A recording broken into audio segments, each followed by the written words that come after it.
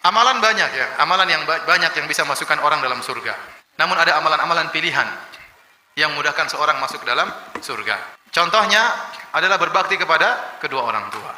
Kalau orang tua kita masih hidup, maka itu adalah jalan termudah untuk masuk surga.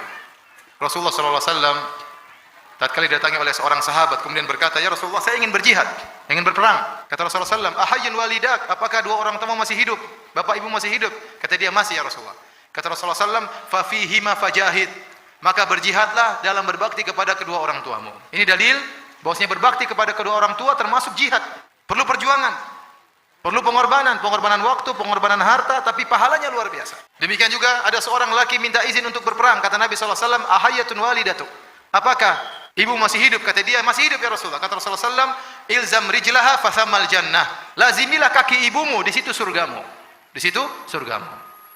Jadi kalau kita punya orang tua, dua orang masih hidup, itu dua pintu surga. Layani mereka, berkhidmat kepada mereka berdua, insya Allah kita mudah masuk surga, sangat mudah.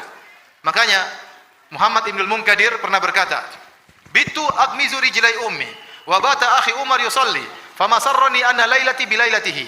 Kata dia, saya semalaman mijit kaki ibuku.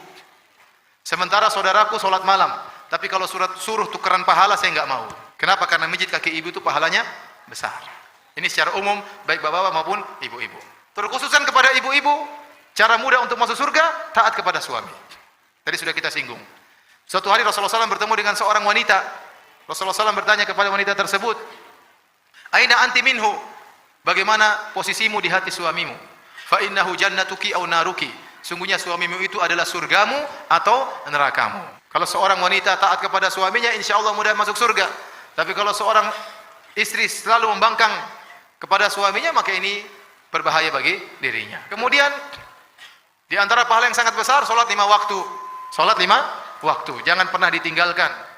Seorang sholat 5 waktu adalah modalnya, modal terakhirnya. Kalau sampai dia tinggalkan sekali, dia akan mudah meninggalkan yang lain. Kalau dia gampang-gampangkan dalam sholat, yang lain juga dia akan gampang-gampangkan. Maka bagaimanapun kondisi, jangan pernah meninggalkan sholat 5 waktu. Nabi bersabda tentang sholat 2 rakaat sebelum subuh. Kata Nabi, "Rakaatul fajri khairum minad dunya wa ma fiha." 2 rakaat sebelum subuh lebih baik daripada dunia dan seisinya. Kalau kita sholat sebelum subuh 2 rakaat, sholat qobliyah 2 rakaat, paling kita kerjakan 3 menit, paling banter 4 menit. Ternyata pahalanya lebih baik daripada dunia dan seisinya. Itu baru sholat 2 rakaat sunnah. Bagaimana lagi dengan sholat subuhnya? Padahal kita tahu para ulama sepakat sholat fardu lebih afdal daripada sholat sunnah. Nah kalau sholat sunnah pahalanya seperti ini, bagaimana lagi sholat fardunya? Ya, ini diantara ibadah-ibadah yang sangat jangan sampai kita tinggalkan agar kita mudah untuk masuk surga. Banyak amalan-amalan, insya Allah seluruh amalan kalau kita kerjakan dengan ikhlas memudahkan kita masuk surga. Namun ini diantara hal yang saya harap agar diperhatikan.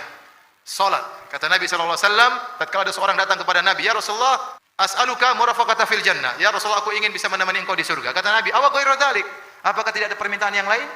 Ini permintaan berat, menjadi teman Nabi di surga berarti surganya tinggi. Nabi tanya, "Awa ghairu dzalik?" Tidak ada permintaan yang lain? Kata dia, "Huwa dzak." Yang saya minta itu ya Rasulullah. Kata Rasulullah SAW, "Fa'inni ala nafsika bikatrati sujud." Kalau gitu tolonglah aku agar aku bisa berdoa kepada Allah. Kamu sendiri harus banyak sujud. Kamu sendiri harus banyak sujud. Orang yang bahagia, orang banyak sholat, banyak sujud. Kata Nabi SAW, "Innaka lan tasjud sajdatan lillah illa rafa'aka Allahu biha darajah wa hatta anqa biha khati'ah." Kata Nabi, tidaklah engkau sujud karena Allah kecuali derajatmu akan dinaikkan dan akan dihapuskan dosa-dosamu.